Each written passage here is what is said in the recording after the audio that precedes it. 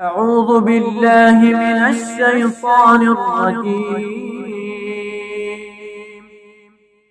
بسم الله الرحمن الرحيم.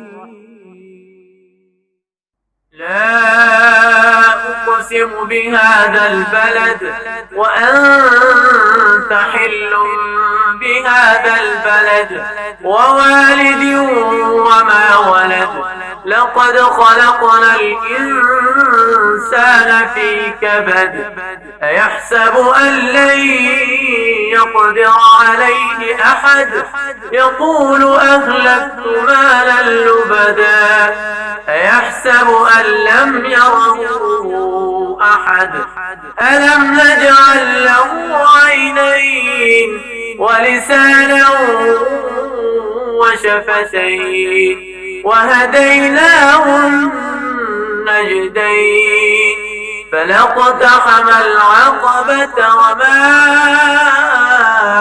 أدراك ما العقبة فك رقبة أو إطعام في يوم ذي مسغبة يتيما ذا مقربة أو مسكينا ذا متربة ثم كان من الذين آمنوا وتواصوا بالصبر وتواصوا بالمرحمة أولئك